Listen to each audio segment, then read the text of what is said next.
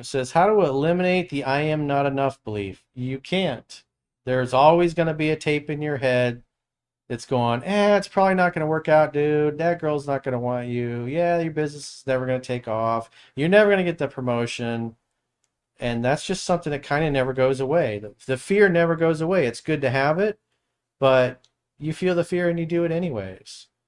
And, it's just everything is an imagination until it's accomplished, until you actually experience it. And then he says, my social skills are heavily affected by it. Well, the reason your social skills are heavily affected is you just haven't rehearsed them and practiced them enough. So you need to practice small talk and, get a job doing some kind of customer service thing, tending bar, waiting tables, some kind of customer service thing where you're forced to interact with a lot of people because you got to develop your social skills. It's just something you got to do. You got to accomplish it. So if you suck socially, well, you got to do what scares the fuck out of you, which is do more social talking to people.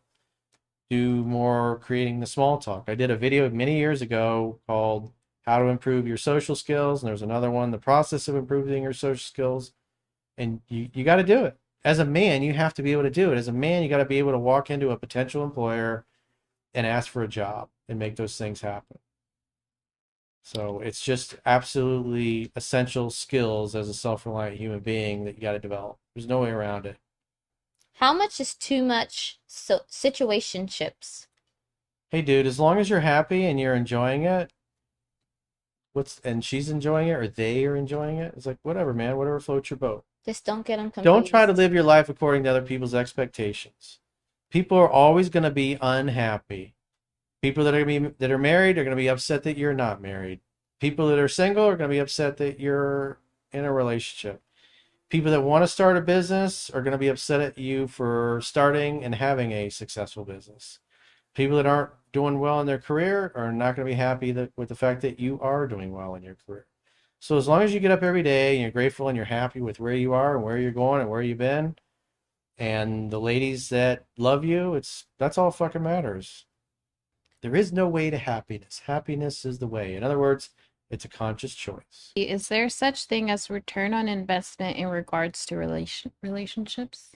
You go to a relationship to give, and life is pretty boring unless you got people to share it with. So it's nice to have people that want to be a part of your journey, whether it's friends, whether it's girlfriends, whether it's puppies that piss and shit all over your house and chew your shit up and chew your wires and chew up your rugs.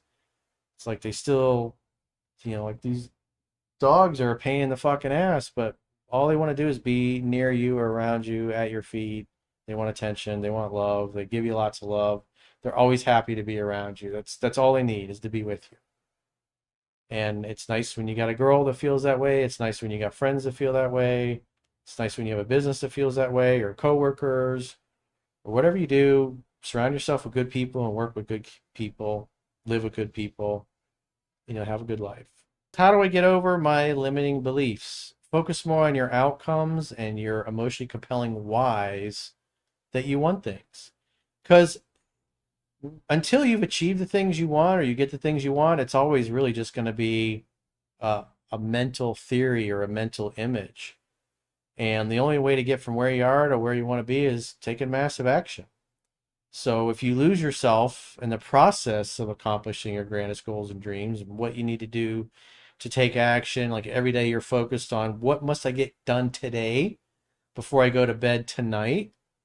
If you focus on that every day, you'll be too busy to worry about what may or may not happen. Usually when you're sitting around worrying over your limiting beliefs, you're not taking any action or enough action. As Dale Carnegie said, inaction breeds fear and doubt. Taking action breeds confidence and courage. And so everything that you want that you're afraid of or you don't think you measure up is on the other side of taking massive action. You keep moving towards the things you want, and either until you get it or you die trying, because the time is going to pass anyways. Stevie R, member for 3 months. Well, thanks for being a premium member. Corey, do you find it's better to immediately ask out a coworker? He says, I know. When the signs are there, or let things develop further to first build anticipation. Everyone at work once and hits on her. Well, if she's making it obvious that she's interested, then you should ask her out and make something happen. Or if you're not sure that she's into you, maybe you do something as a group and like maybe go into a happy hour with some of your coworkers. Because if she likes you, she'll make sure she sits next to you or in front of you or facing you. But if she's not really interested, she may sit completely away from you and not pay you any attention. But if she likes you and you keep dithering and hesitating, well, as I said, if you hesitate, you'll masturbate. But if you're going to hit on her at work, you better be 100% certain that she's into you. And again, there's enough stuff in the book that can teach you what to look for and how to do it. Why do people go back to exes who they say treated them really terribly while they were together? Thank you for the super chat. Well, rejection breeds obsession, and people typically focus on the fantasy of what they wanted the relationship to be. And I mean, Caroline went back. I've gone back. You know, it's when you really love somebody and you care about them, it's again, you see the vision of what they could be or what you want them to be or what you want the relationship to be. But as Ayn Rand said, you can ignore reality, but you can't ignore the consequences of ignoring reality. Even, we had Jennifer on many years ago, and she was talking about the boyfriend that she broke up with that she called the parasite on the podcast. And after a couple years after that, about a year after that, she started dating him again. Oh, it was just a hookup. It's not going to ever get like it was. And then 6 months later, she's totally serious. Oh, we're in love and it's meant to be. And it's like, whatever. Despite knowing all that stuff, she went back to the guy who was a parasite because it was easy. She knew what it was. People can hide who they are for the first 90 days. Yeah, well, they'd been together, I think, 6 or 8 years, and then they were broken up for about 3. And she went back because it was easy. And she was lazy. That's what happened to me. He changed who he was. He filtered who he was. He was different. Yeah, he wasn't the same guy anymore. Right. He was a better version. And then slowly went back to He reverted. old. Yeah. So he was putting on an act. Right. He told you what you wanted to hear, and you were a gullible buyer. You wanted to believe it. Had a good heart. That's what happens. You go back, you realize they didn't change, and you get turned off for the same reasons, and at least now you know. I mean, look at Jocelyn. Every guy she's been with, she went back to 3 or 4 times. Making the same mistakes, and eventually... They're all the same person, I feel like. Yeah. Physically a different guy, but really it's the same guy. They do kind of same dude in different bodies. They all do the same shit. Yep. It's interesting because they don't see the mistreatment or how bad things were. They see the fantasy.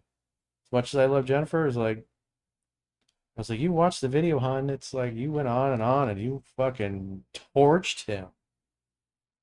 Oh, it's Corey, you don't understand. When it's love is love. It's, it'll be fine. George says, was it worth going back to? I don't regret anything in life, and I feel like I needed to learn something out of that, and I got what I needed. What is your takeaway? What's the piece of wisdom you gained from your second trip down memory lane with the old flame? I learned that I grew a lot more than he did. And I actually changed and worked on a lot of things that I needed to work on. And I stood like on my P's and Q's when it came to You stood for your values. Yes.